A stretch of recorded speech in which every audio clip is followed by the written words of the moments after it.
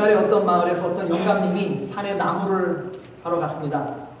장작으로 뗄 나무를 잔뜩 하고 지게에 지고 내려오는 길에 꽁알을 발견한 거예요. 꽁둥지.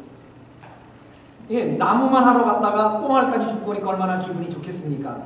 싱글벙글해서 내려오는데 그 모습을 어떤 젊은이가 본 거예요.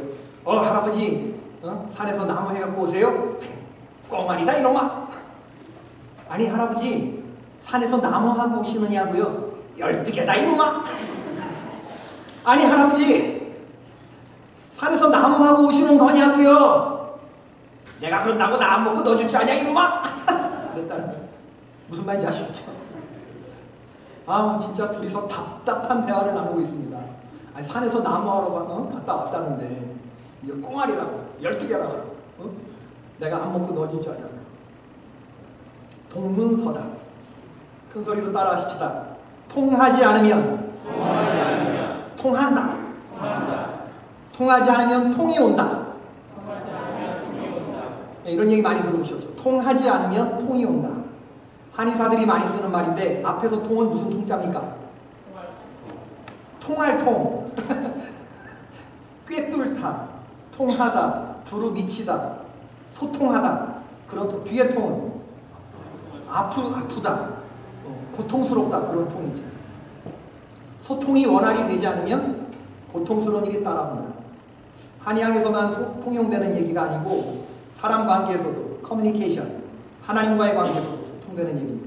통하지 않으면 통이 옵니다.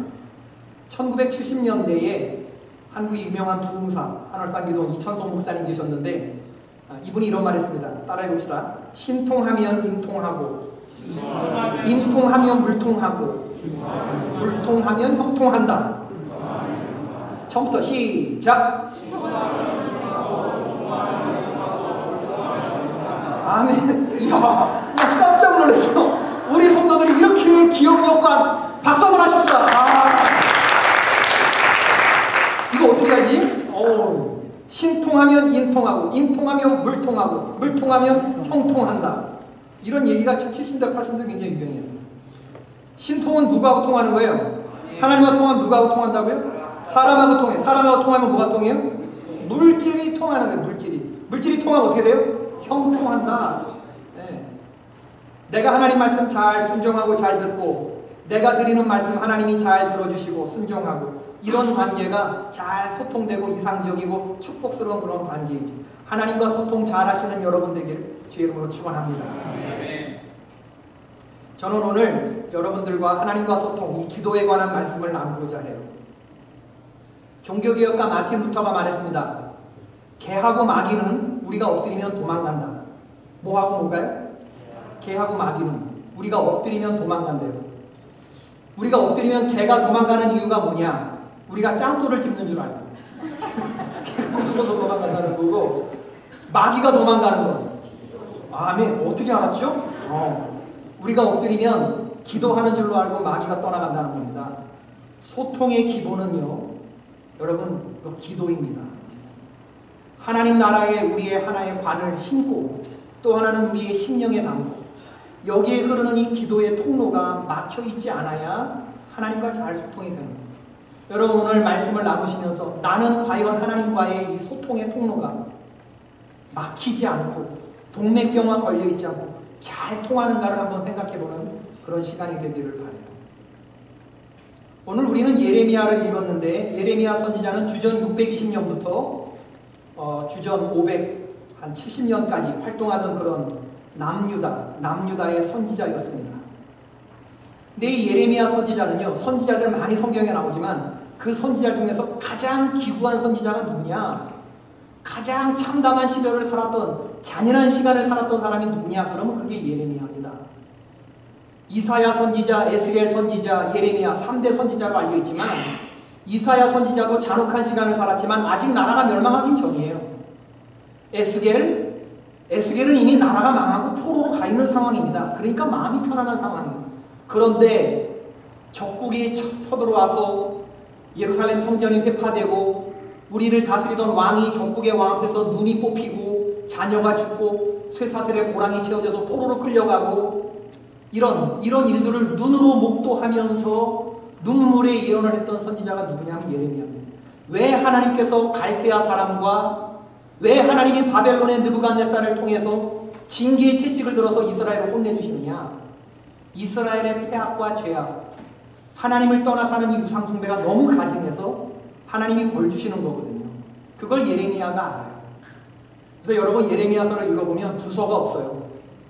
하나님의 진노가 막 소개되다가 또 갑자기 하나님의 회복과 또 이 사랑의 이야기가 막 두서없이 반복되는 건 시기가 그런 시기를 살았던 사람이고, 예레미야의 마음이 그 정도로 어지럽고 동시에 내 백성, 내 처녀 이스라엘을 바라보는, 내 딸을 바라보는 하나님의 마음이 그렇게 두서가 없는 거예요. 하나님의 마음을 그대로 느끼면서 그대로 예언했던 선지자가 예레미야인데, 그 백성의 죄악이 얼마나 강했으면 하나님이 뭐라고 하냐면, 모세나 사무엘 같은 선지자가 내 앞에 선다고 해도 내가 너희들의 기도를 듣지 않을 거라.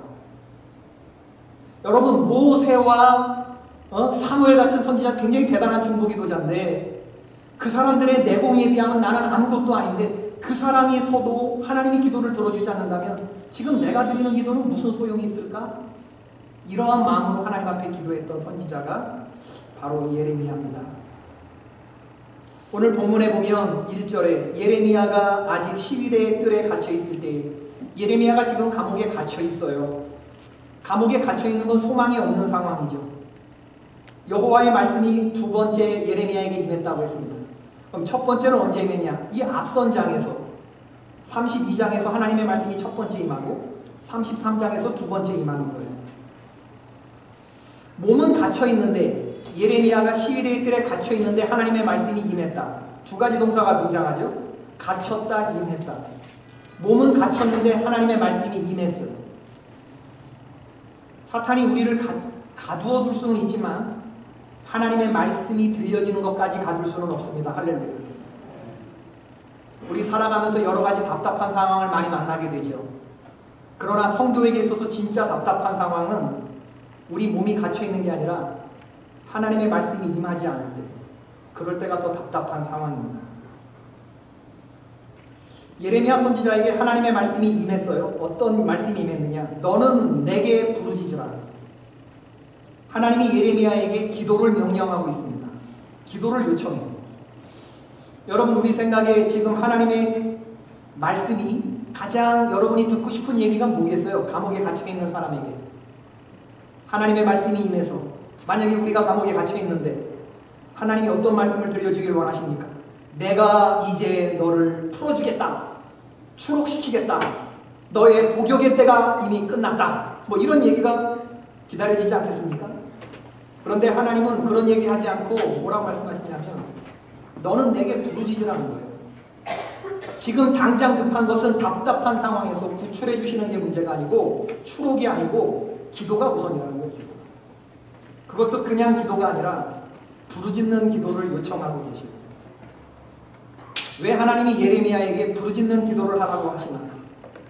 예레미야가 부르짖는 기도를 잘해서 이런 얘기를 하셨을까요? 못해서 이런 얘기를 했을까요?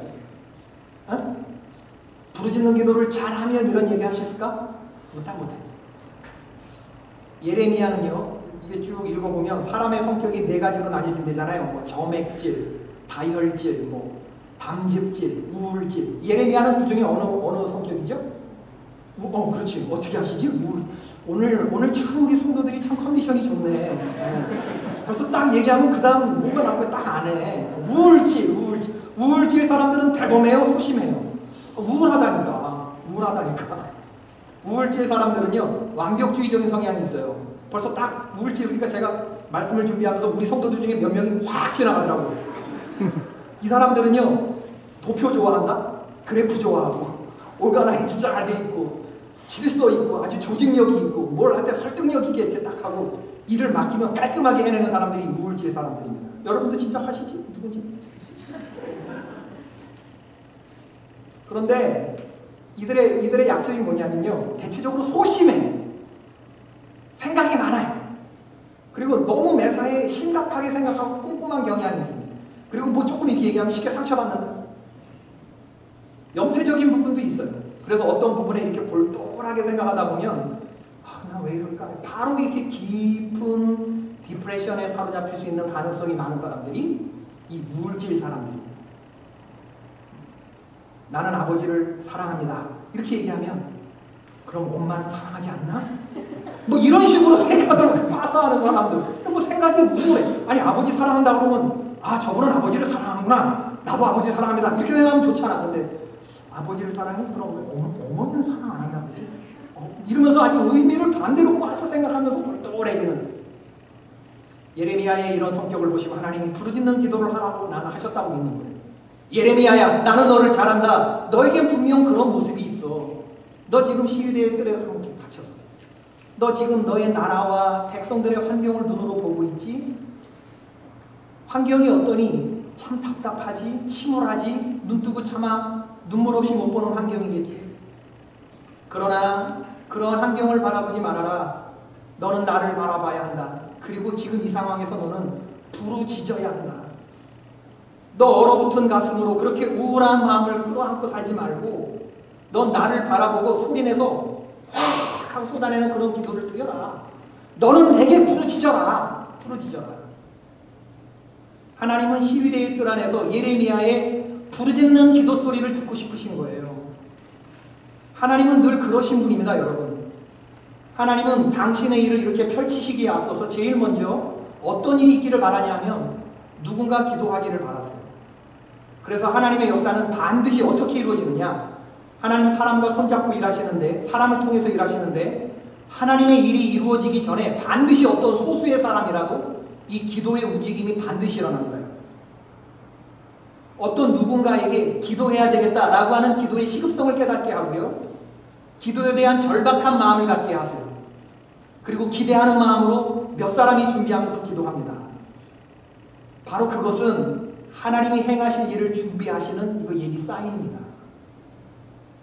치유란, 회복이란, 부흥의 역사란 그게 내 개인도, 가정도, 교회도 전부 다가 치유, 회복, 부흥의 역사가 기도의 자리부터 시작한다는 겁니다. 하나님이 제일 먼저 나를 기도의 자리로 부르시고 그 음성을 듣는 누군가가 생겨지기 시작하면 그건 좋은 징조이지. 내 삶에서 기도가 결심되거나 기도가 일어나고 있다 그러면 하나님이 내 삶을 만지시기 시작했다는 증거입니다. 할렐루야. 여러분 마음속에 아 기도해야지. 환경을 보는 게 아니라 환경이 답답해도 하나님 앞에 기도해야지. 이런 마음이 든다 그러면 하나님이 여러분 마음을 만지고 계시는 거예요.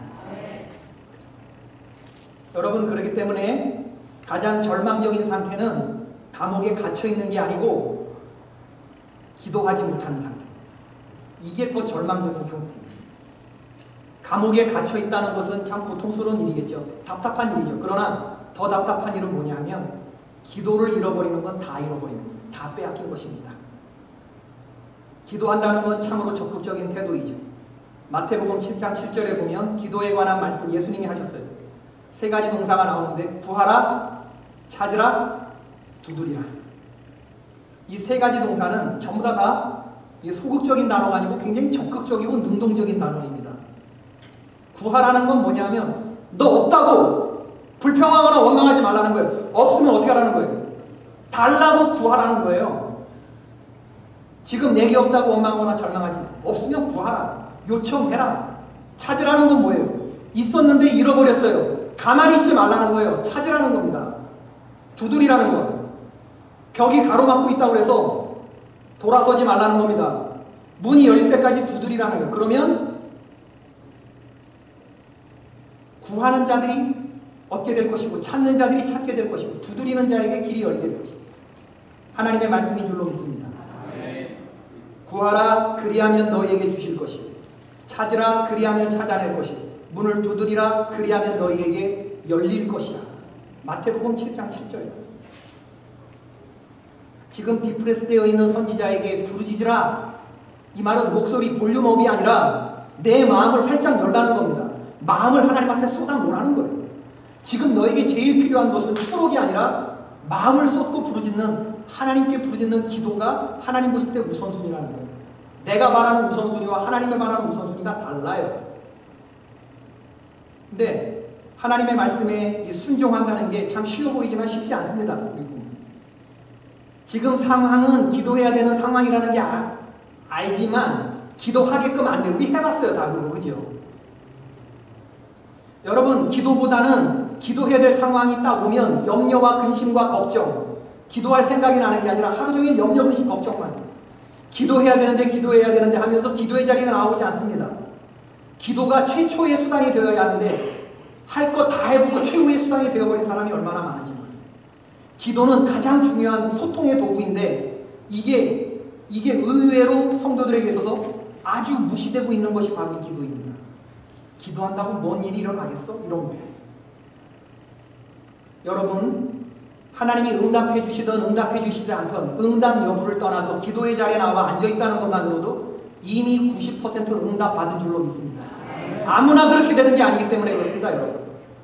이미 하나님이 부르실 때에 그 자리에 나와서 솔직히 말하면 억지로 하는 기도이지만 기도의 자리에 나아가겠다고 마음 먹고 나와서 앉아있는 이 자체가 이미 부활은 먹고 들어가는 거라는 거예요.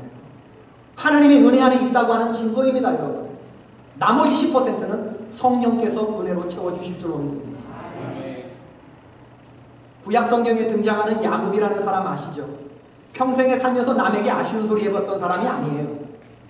지금 산호세에 살아가고 있는 많은 사람들이 바로 야곱과 같은 사람들일 거다. 자기의 실력과 의지를 믿고 살아요. 목표를 세우면 해냅니다. 왜? 능력이 있으니까. 야심만만한 사람이고 자아가 강한 사람이에요. 근데 이런 사람들의 특징이 뭐냐면요, 야곱과 같은 하나님을 만나도 폼나게 만나고 싶어요. 초라하고 약한 모습은 죽으면 죽었지 구질구질하게 만나고 싶지 않은 거예요. 하나님을 만나도. 하나님이 이런 모습을 우리에게 원하실까요? 여러분, 야곱이 이런 삶을 살았는데 자기 인생의 한순간에 무릎 꿇는 사건이 일어나는 게 그게 바로 야곱 나루터입니다. 자기의 열심을 내려놓고 기도를 시작한 순간, 창세기 32장에 보면 자기의 소유와 자기가 이루었다고 생각하는 모든 것 다 떠나보내고 야곱이 홀로 남았더니 싸움을 누가 먼저 겁니까? 야곱이 겁니까? 하나님이 먼저 걸어오십니까? 네? 대답하세요. 야곱 나루의 싸움을 야곱이 겁니까? 하나님의 사람이 걸어옵니까? 누가 기도를 요청합니까? 하나님이 야곱에게 무릎 꿇어라. 하나님이 씨름을 요청해 오시죠. 그때 이걸 붙잡고 당신이 내게 축복하지 않으면 내가 당신을 가게 하지 않겠나이다. 환도뼈를 쳤는데 이게 위골될 정도로도 이걸 붙잡고 놓지 않았던 야곱에게 네가 이겼다. 그리고 새로운 이름을 주시죠. 그 이름이 뭐였습니까? 이스라엘. 아멘. 그 뜻은 하나님과 겨루어 이겼다. 이스라엘이라는 새로운 이름 받으신 여러분 되기를 축원합니다. 여러분, 야곱의 인생 가운데 내 힘으로 살아왔지만 그거 잘 사는 거예요. 나는 여러분들이 열심히 산다는 거 압니다. 정말 눈물 쏙 빠지게 열심히 사는 거 알아요. 그리고 여러분이 이만큼 이루신 거 알아요. 그러나 그건 잘 사는 거지만 최고로 잘 사는 것은 아니에요. 최고로 잘 사는 것은 하나님이 여러분에게 플러스 알파로 부어주실 때, 그때 그게 진실로 잘 사는 거거든요. 우리 인생이 진실로 가치 있어지고 의미 있어지는 건 하나님이 보너스를 붙여주시는 것이 의미가 있는 겁니다. 그런즉 누구든지 그리스도 안에 있으면 새로운 피조물이라 이전 건 지나갔으니 보라 새 것이 들어간다. 새 것이 된 야곱에게 새 이름이 들어가는 거죠. 이스라엘. 네가 나와 싸우고 이겼다. 하나님이 주시는 축복이죠. 내가 그리스도와 함께 십자가에 못 박혔나니 그런즉 이제 내가 사는 것이 아니요 오직 내 안에 그리스도께서 사시는 것이라. 이제 내가 육체 가운데 사는 것은 나를 사랑하사 나를 위하여 자기 자신을 버리신 하나님의 아들을 믿는 믿음 안에서 사는 것이라. 어마어마한 이름이죠. 여러분, 우리가 신앙생활하면서 이렇게 약봉나루의 경험, 하나님이 부르짖으라고 하는 이 요청의 음성에 귀를 열어본 적이 없다 그러면 우리는 아직 하나님을 만난 게 아니에요. 하나님 앞에 무릎을 꿇어본 적이 없다면 아직 우리 안에 자아가 죽지 않았다는 뜻이고 자만심으로 가득 차 있다고 하는 그런 증거이죠. 성도는 어떤 사람이냐? 내 자아를 죽음으로 처리하며 무릎 꿇으며 하나님 앞에 나아가 부르짖는 사람, 그 사람이 하나님의 성도입니다. 오늘 예레미야에게 말씀하신 거죠. 이를 행하시는 여호와, 그것을 만들어 성취하시는 여호와, 그 이름을 여호와라 하는 이가 이와 같이 이르시도다. 이건 도장을 찍는 겁니다. 부르짖으라 말하시면서 하나님이 자기의 존재로 도장을 찍는 거예요. 내가 누구냐? 이를 행하는 자가 아니냐? 내가 누구냐? 이를 만들고 성취하는 사람이 아니냐? 기획, 실행, 마침표를 찍는 게 나 아니냐? 그럼 내가 너에게 말한다. 너 부르짖어라. 그러면 어떻게 된다고요? 네가 알지 못하는 크고 은밀한 일을 보이리라. 하나님은 지금 응답을 손에 들고 부르짖으라는 기도를 지금 말씀하고 계시는데, 이 크고 비밀한 일은 6절 이하에 나와요. 이 크고 은밀한 일이 우리 눈에 보여지는 순간 게임은 끝납니다, 여러분. 아무리 환경이 우리를 덮쳐도 하나님이 보여주시는 이 크고 은밀한 것을 기도 중에 발견만 하면 상황이 끝나는 거예요. 이제 조국은 회파돼서 바벨론에 끌려가게 되는데, 하나님이 지금 말씀하시는 크고 은밀한 일은 뭐냐면, 만신창이가 된 조국이 70년 뒤에 어떻게 변하느냐? 하나님이 용서하시고 처음과 같이 될 것이라고 하는 이 치유와 회복과 용서의 메시지. 야, 지금 되어지는 형편을 보자면 도무지 믿어지지 않는 그런 얘기가 나오는 거거든요. 이 성읍이 세계 열방 앞에서 나의 기쁨이 될 것이며 찬송과 영광이, 아니 지금 눈 뽑히고 지금 끌려가는 족속이 열방 가운데 기쁨과 찬송과 영광이 될 것이라, 이게 믿어집니까? 그런데 믿어진다니까. 기도의 순간에 이 하나님이 보여주신 그림이 이 시간과 공간을 초월한 게 보여진다니까. 이게 보여지는 순간에 여러분, 세상을 이길 힘이 우리 안에 들어오는 것입니다. 하나님이 왜 예레미야에게 부르짖는 기도를 하라고 하시는가? 이게 제일 중요하고 제일 우선이 되기 때문에. 예레미야에게 시급하게 필요한 것이 무엇이라고 생각합니까? 추록? 시대의 틀에서 벗어나는 것? 추록한들 세상이 행복했을까? 지금 예레미야에게 필요한 것은 하나님의 계획과 하나님의 뜻입니다. 지금 예레미야에게 필요한 건 하나님의 보여주시는 섭리. 지금 처한 암울한 환경을 뚫고 세상을 이길 믿음의 사람으로 서기 위해서 가장 필요한 것은 뭐냐면, 얘가 지금 봐야 될 건 뭐냐면 하나님의 계획을 알아야 이 상황이 이겨질 거 아니에요. 그러니까 부르짖으라고 말씀하시는 거예요. 추록보다 더한 능력을 하나님 보여주시고, 그리고 부르짖고 기도했을 때 하나님이 보여주시는 크고 은밀한 환상입니다. 요즘 우리가 열왕기하를 묵상하는데 은혜를 많이 받지 않습니까? 열왕기하 6장 얘기를 지금 우리가 생명의 삶을 묵상하고 있죠. 여러분, 엘리사 선지자가 활동하던 시기에 적국이 쳐들어오는 것을 기도하면서 다 보는 거예요. 엘리사 선지자가. 이걸 이스라엘 왕에게 다 얘기해줘요. 그러니까 적들이 올 때 어느 통로로 오는지, 어디에 매복해 있는지 선지자가 다 가르쳐주니까 적국의 왕의 입장에서 보면 이게 환장을 오르시거든요. 아니, 내가 침실에서 얘기한 얘기를 어떤 스파이가 있어서 이걸 다 얘기했단 말이냐? 그랬더니 그 신하 중에 한 사람이, 저 이스라엘 나라에는 엘리사 선지자가 있나이다. 그랬더니 그를 잡아와라. 그리고 군대를 보내는, 군대를. 그래서 엘리사가 도단에 있다는 걸 알고 도단성을 완전히 다 역격으로 포위를 하죠. 이걸 보고 엘리사의 종 사환이, 아, 내 주여 어찌하리까? 아, 내 주여 어찌하리까? 아, 내 주여 어찌하리까? 아, 통곡을 하는 거예요. 이제 우리 죽었다, 우리 죽었다. 기도 안 하는 사람의, 환경만 바라보는 사람의 전형적인 모습이죠. 그랬더니 엘리사가 하나님께 기도하죠. 여호와 영원하건대 저의 눈을 열어주소서.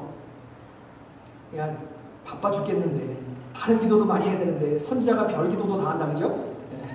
믿음 없는 사람 눈 열어달라는 기도까지 다 해야 되니까 바쁜 상황에 하나님이 눈을 열어주셨을 때 어떤 게 보입니까? 자기들이 있는 이 도단에 이거 에워싸고 있는 아람 군대가 보면 이 밖에도 하나님의 불말과 불병거가 여호와의 군대가 다, 누가 공격자고 누가 수비자예요. 하나님이 공격하시는 측면이라는 거예요. 완전히 우리들이 보는 분하고 완전히 다른 거죠. 여러분, 두려움, 낙심, 절망, 무기력, 어떤 문제 상황이 왔을 때 모든 사람들이 다 쩔쩔매는 거 아니에요. 문제가 온다고 모든 사람들이 다 두려움에 사로잡히는 건 아닙니다. 오히려 그런 상황에 눈빛이 초롱초롱 빛나는 하나님의 사람들이 있습니다. 오히려 더 의연해지고 더 담대해지고, 아, 도대체 하나님이 이 일을 통해서 나에게 무엇을 깨달으려고 하나, 깨달으라고 하시나, 이 기대감을 가지고 오히려 더 믿음을 발휘하며 기도하는 사람들이 있어요. 엘리사같이. 이게 성도라고 말하는 겁니다, 여러분. 놀라운 일이죠. 눈을 열어서 보니까, 야, 지금 하나님의 사람을 친히 지키신다고 하는 것을 엘리사의 사환이 보는 거예요. 기도의 자리에서 깨달아지는 차원이 있다니까. 저 이제 이번 주간에 월, 화, 수, 목요일 저녁부터 우리 5주년 기념 부흥회가 열리는데, 저는 이번 부흥회를 놓고 기도하면서 그런 기도가 드려지더라고요. 하나님, 이번 기회를 통해서 하나님과 신통하는 성도들이 세워지게 하옵소서. 하나님의 섭리를 깨닫는 성도들이 있어야 어려운 환경이 이겨지기 때문입니다. 예레미야가 처한 환경은 정말 암울한데 하나님이 보여주시는 신령한 이 하늘의 차원, 영계가 보여지는 순간에 하늘문이 열리면 상황이 끝난다니, 이거를 여러분들이 볼 수 있기를 바라요. 근데 오늘날 성도들은 부흥회를 별로 기대하지 않습니다. 찬양, 준비 찬양하고 보고 와라 즐거움을 아이씨 저거 종교 광신주의, 이런 집단 최면 이러면서 저런 집단 최면이고 종교 열광주의고 뭐 이래서 우리는 안 해, 이게 나이스하게 뭐 저런다고 하나님이 임하고 뭐. 근데 여러분, 전 그런 생각해봐요. 더러워진 목욕물을 내버리려다가 목욕통에 들어있는 아기까지 내버린 것은 아닐까. 그런 측면이 있지. 막 사람 뜨겁게 막 달궜다가 나중에 뒤통수 탁 쳐가지고 헌금을 강요하시려고 하는 뻔한 군사들의 수작. 그런 측면도 있지만 여러분, 하나님을 향한 그런 일리가 있는 말이에요. 메시지 없이 그렇게 하는 사람들도 있거든. 우리가 많이 경험을 해봤지만.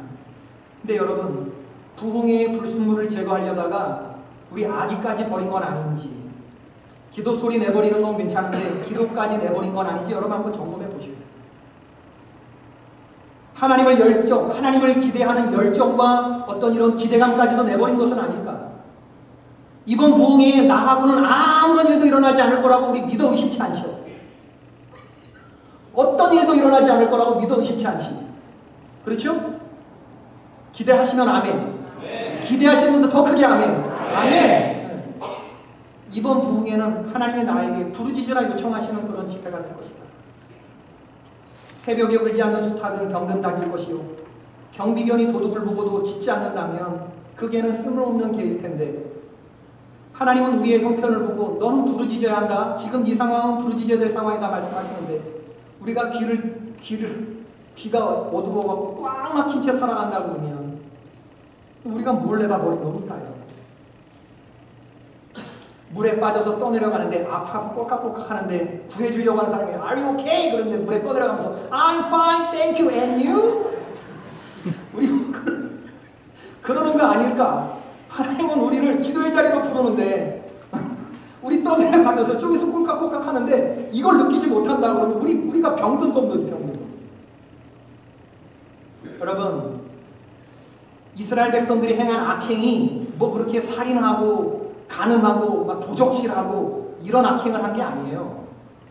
하나님이 참을 수 없는 악행은 뭐냐면 이 백성의 마음이 내게서 먼 거예요.